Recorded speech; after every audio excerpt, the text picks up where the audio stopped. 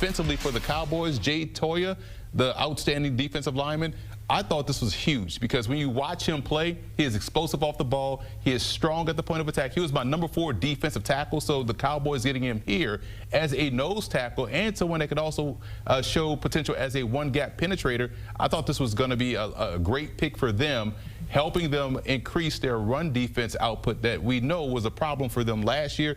Underrated draft selection here coming out of UCLA. Their defense was outstanding. Unfortunately, they couldn't score points, but they were stopping a lot of people last season. What's good, everybody? It's Big Game James. I'm in these streets. I'm in these Jay Toia streets right here. You see him right there.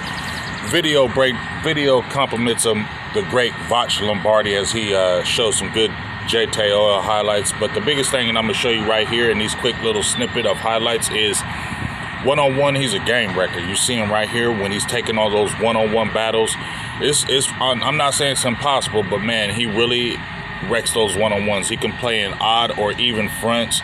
You see he's got a good swim right here, club, rip move, 6'2", 343 pounds, and he plays to it. As you can watch him, big and powerful. He's the run stuffer that we need. He's the run stuffer that they was talking about with Mozzie being. No, this is the run stuffer you want. And these Togans, them Samoans and them Togans, they just different. I don't care what anybody tells me. They different type of players, and they always playing on defense. His cousin, I think, got drafted by the Bengals a couple years ago. They're just a different type of player. Now, obviously, we know there's a curve, but I need this young man to surprise people, because if he can surprise people this year, it's going to bode well for these Dallas Cowboys, especially in them trenches. What's good, everybody? It's Big Game James. You know what it is. We stay in these streets, bro. We in these streets. But I'm dropping another video, quick video, and it's about a guy I'm excited for, but I don't even want to get excited for, because, you know, this is a position it's hard for me to get excited for, because this is a position that the Cowboys cannot seem to get together more than anything else. And I'm back talking about it again, defensive tackle. But I'm talking about my guy, Jay Toia.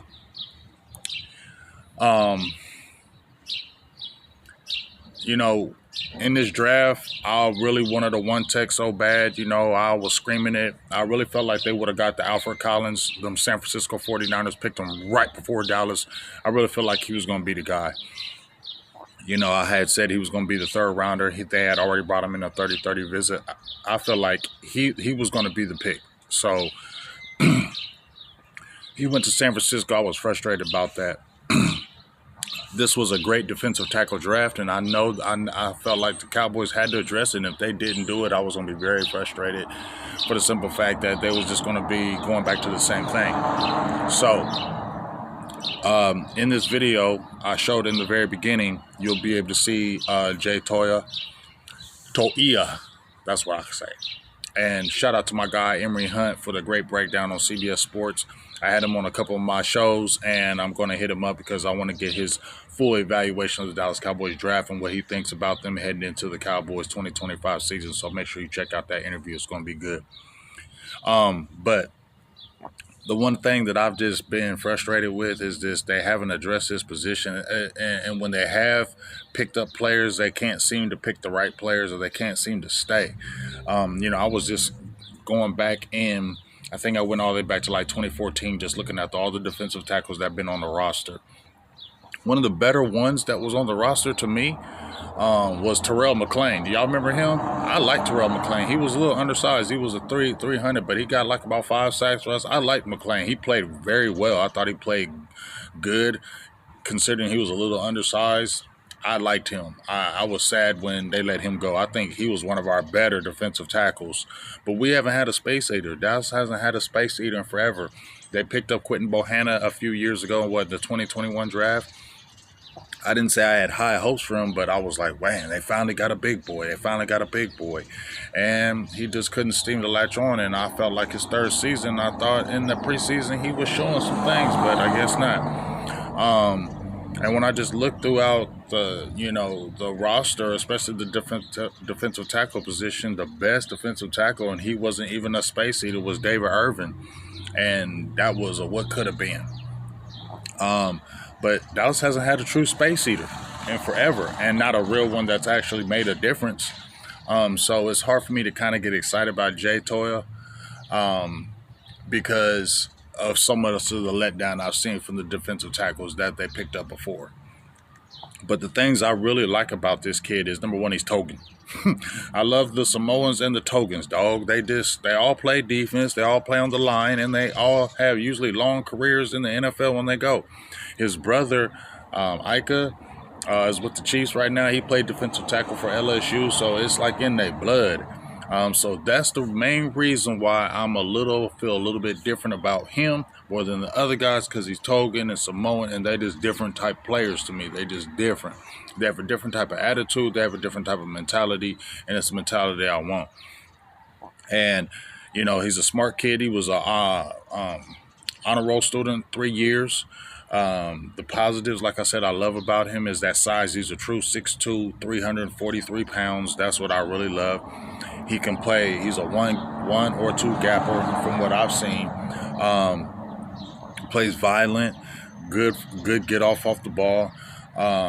Power and strength. He has the girth actually, and the power and base to actually not be moved. That's what we need right there. That power and the girth to be able to take on the double teams. Like I said, when you see him in that video, one-on-one, he is very, very good. It's hard to handle him one-on-one because of his size and the violence that he plays with. And he has a non-stop motor. That's what you love about him. Non-stop motor, smart kid, intelligent kid, respectful, hard worker. Players at UCLA loved him. He was a starter for, I think, at least 2 years. And UCLA had one of the better defenses in the nation last year. And he was a part of that because I think the run averages that they were given was very low.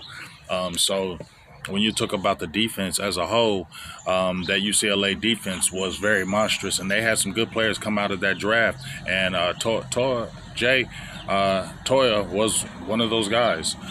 So obviously you would say probably maybe the negatives is that he has 32-inch arms, not super long, but they had a comp to him back in high school, BJ Raja. He didn't have the longest arms, and he was pretty good in the NFL. So obviously the long arms, you want longer arms because so the offensive lineman can't put their hands in your chest and they can't redirect you, and you can get your hands and be able to grab, peek, and shed the guys. I think maybe some of the maybe not some of the positives is the block recognition. He doesn't have the greatest block recognition. He more goes on feel. More than anything else, he goes on field more than anything else. So the block recognition got to get better. So we'll see what happens with that. But as I said before, what he really brings to the table, I really hope that they can really hone into it, because they had Justin Rogers they picked up last year. He didn't even make the roster. They let him go, but they actually brought him back. And they just, like I said, they haven't hit on this, so I don't want to get too excited about a rookie 7th-round pick like he's going to come in and really make plays. But with White Cotton there, I like White Cotton as the defensive line coach. He's been pretty successful. He had a good, damn good defensive Jets line over there. Solomon Thomas, I did a video on him. I like his leadership. I think he can help rise up Jay's ability and continue to have him, learn how it is to be a pro. And I wish Mozzie would just, I hope he could just get together, because if he can get pass rushing ability with Mozzie, because he is a strong player. If you could have that 1 and 2 player with Mozzie and Jay, that's a beautiful thing, because you can use Mozzie as a pass rusher because he's strong as an ox and he got anger issues. He got all that, right? But just ain't a love of football. But if you stick a Jay right next to him, Jay Toia right next to him, and then you can use the pass rush ability of Mozzie, that's what I eventually would love to see. Obviously, you know about Osa, but if you can get a Jay Toia and a Mozzie, and Mozzie can pass rush, bro, that just is helping the defense. That changes this whole defense, because you got a Jordan Davis and you got Jalen Carter, and you got those guys. When you got 2 of them, two stout ones, and then you got a Osa that can do a variety of things, man, that changes your whole defense. So really, I need Mazi to step your damn game up and get some pass rushing ability so we can put Toia as the run stopping guy, and then you can use you as a pass rushing defensive tackle, and then we can sprinkle all the other things, and Dallas defense can be great. So we'll see what happens with that. But Jay Toia, I hope great things can happen for you, because you can be a real key to this defense. Obviously, you're a rookie. Obviously, it's a lot. But, dog, if you can come in and just show a little bit, it's going to seriously help this defense. And you still need to get a veteran defensive tackle. I want him to be able to learn under him. Get somebody who's, maybe the June 1 cuts, you can get somebody who's a good veteran so he can learn under, because I really don't want to put him all under that pressure where he's got to be the guy, because it's too much for a rookie. Get a veteran in there, slow cook him. But eventually, I would love to see if Mazi can step his game up, if you could have those two right there, and then you got a Osa. It'll make this defense so much different, dog. Mazi step up, get a veteran defensive tackle, and I got high hopes for Jay Toia. Tell me what y'all think. Big Game James, I'm out.